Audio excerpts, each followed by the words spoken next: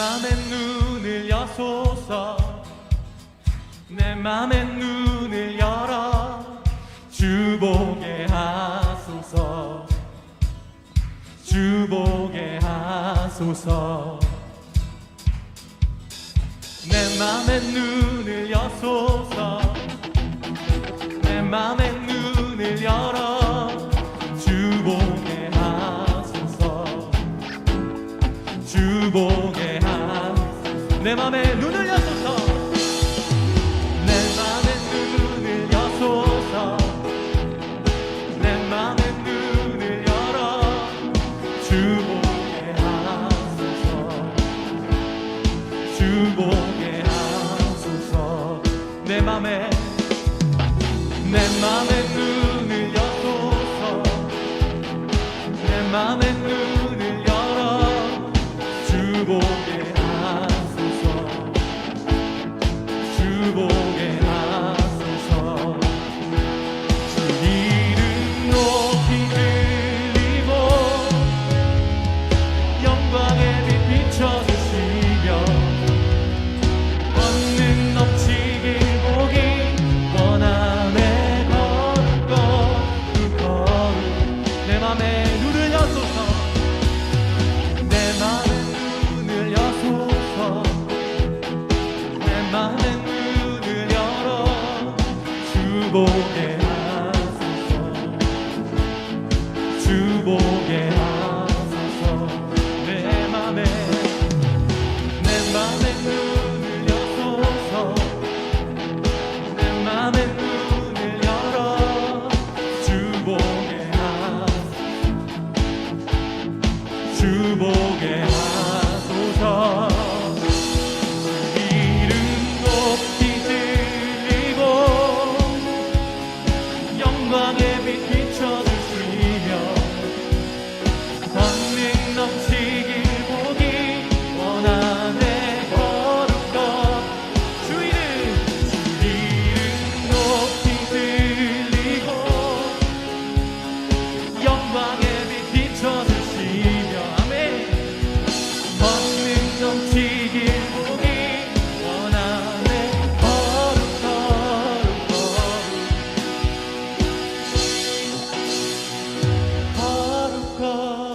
거룩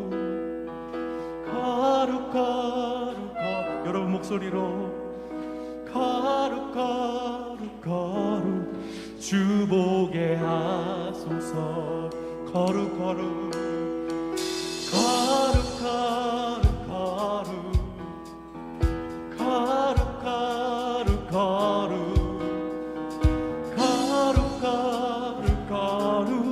주 보게 하 목소리 높여서 고백합니다. 거룩 거룩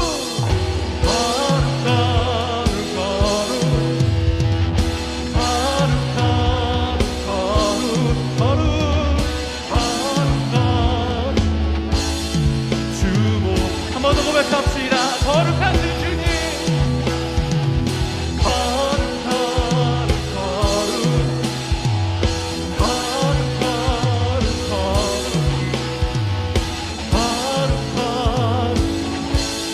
주 보게 하소서 주 이름 높이 들리고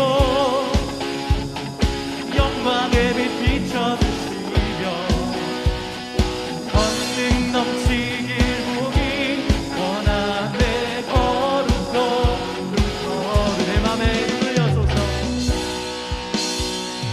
내 맘의 눈을 여소서 내 맘의 눈을 열어 주 보게 하소서 주 보게 하소서 내 맘의 눈을 여소서 내 맘의 눈을 열어 주 보게 하소서 주 보게 하소서 우리 맘의 눈을 여시 주님께 영광의 박수 올려드립시다. 할렐루야. 예배 자리에 나온 모든 중등부 친구들 환영하고 축복합니다. 위드 코로나 현장 좌석의 50%의 인원이 현장에서 함께 예배할 수 있습니다. 이제는 우리가 온라인보다는 중등부실 예배에 나와서 예배하는 모든 중등부 친구들이 되었으면 참 좋겠습니다.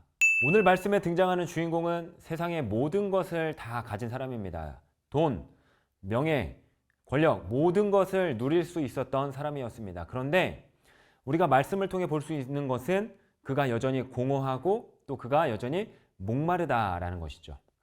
여러분에게 많은 돈이 있다면 여러분은 무엇을 할까요? 꿈을 이루겠다, 여행을 가겠다, 아니면 좋은 집을 사서 편안하게 살겠다 라고 말할 수 있는데, 이처럼 사람들은요 끊임없이 돈과 명예를 쫓아가면서 살아가고 있습니다.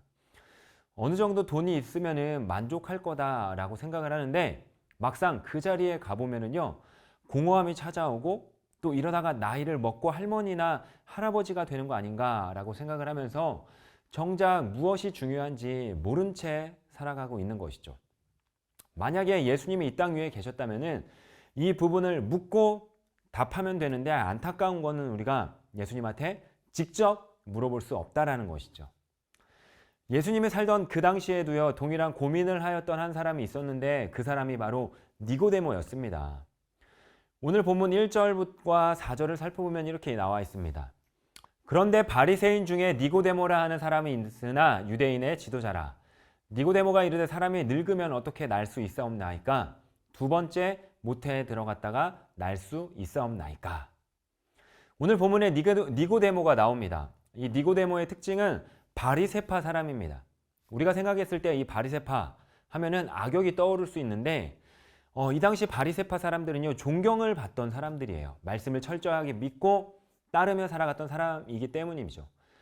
물론 그 중에 권력을 잡은 몇몇 사람이 권력과 명예에 눈이 멀어서 예수님을 핍박하고 또 십자가에 못 박혀 죽였기 때문에 악역이다라고 생각할 수 있지만, 실제적으로 이 바리새파 사람은요 세상 모든 사람들에게 칭찬을 받고 존경을 받는 그러한 존재였습니다.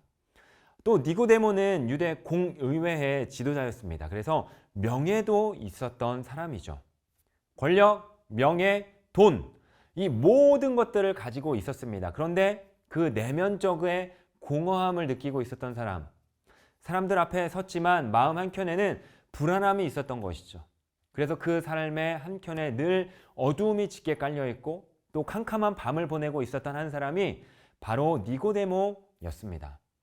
이런 니고데모에게 예수님의 소문이 또한 소식이 들리기 시작합니다. 이 니고데모가 보았을 때 예수님은요 부자도 아니고요 또 명예도 아닌 핍박을 받았던 사람입니다. 가진 것도 없었고요 소외를 받았던 사람이지만 예수님의 모습은 늘 행복해 보였던 것이었습니다.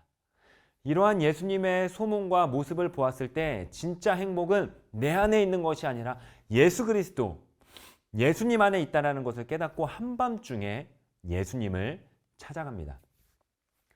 우리의 삶에도 니고데모처럼 어두움과 공허함이 찾아옵니다. 세상 사람들은 그 어두움과 공허함을 덮기 위해서 무언가를 열심히 하죠.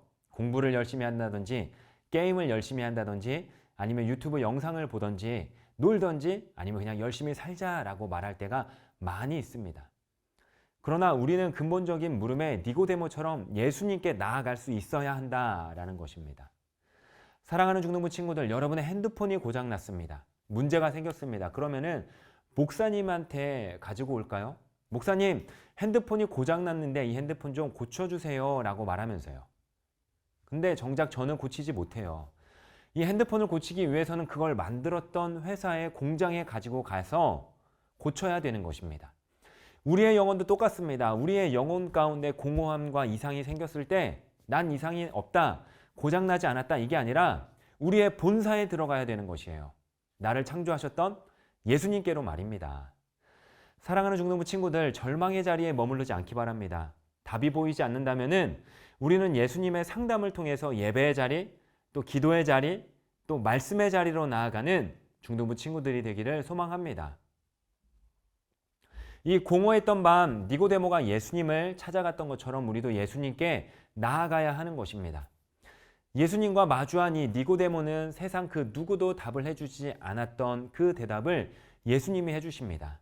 5절을 보면은요, 예수께서 대답하시되 진실로 진실로 내게 이르노니 사람이 물과 성령으로 거듭나지 아니하면 하나님의 나라에 들어갈 수 없느니라. 아멘. 예수님의 대답은 하나님의 나라를 보려면 다시 태어나야 한다. 너의 인생의 공허하고 빈자리가 하나님의 나라인데 그 부분을 품기 위해서는 다시 태어나야 돼. 엄마 뱃속에 다시 들어가서 다시 태어나야 되나? 이게 아닙니다. 무슨 말이냐면 우리 인간의 죄성이 죽어야 한다라는 것이죠. 우리가 가지고 있었던 그 욕심, 세상적인 욕심이 죽어야 한다라는 것입니다. 우리가 에덴 동산을 생각했을 때 아담과 하와는요, 말씀 안에 서 있었습니다. 그때는 굉장히 자유했습니다. 그런데 그가 더 많은 것을 가지려 할 때, 또 욕심대로 따라 살아갔을 때 자유를 잃어버리고 방황하게 됐습니다. 아담과 하와가 방황하지 않으려면 선악과를 먹고자 했던 그 마음을 죽여야 했습니다. 죄를 짓고자 하는 나의 마음을 죽여야 했는데 그걸 죽이지 못하고 욕심을 부렸을 때 그들에게 고통이 되기 시작했습니다. 우리가 품어야 하는 마음의 진리, 곧 말씀이겠죠. 우리 안에 그 죄의 본성을 죽여야 한다는 것이죠. 그리고 그 말씀 안에 다시 태어나 거듭난 인생을 살아가야 할 수 있는 것입니다. 예수님은 인생의 답을 찾지 못하고 허덕이는 니고데모에게 죽으라라고 말합니다. 너의 욕심을 죽이고 세상의 욕심을 죽이고 새롭게 살아가라. 새롭게 태어나라. 거듭나라라고 말씀하십니다. 예수님의 대답은 죽으라 죽으라라고 말씀하시고 그 다음에는 살라 살라라고 말씀하십니다. 사랑하는 중등부 친구들, 예수님 안에 답이 있습니다. 예수님께서는 우리를 위해서 보여주셨고 말씀해 주셨습니다. 죽으셨고 다시 살아나심으로 이 모든 복음의 역사를 완성하셨죠. 우리는 그걸 믿으며 고백하는 그리스도인입니다. 고백하는 데서 멈추지 않고 예수님께서 말씀하시는 것처럼 나의 욕심을 죽이고 성령을 따라 살아감으로 말미암아 영원한 생명을 향해 주님과 동행하는 우리가 되기를 주님의 이름으로 소망합니다.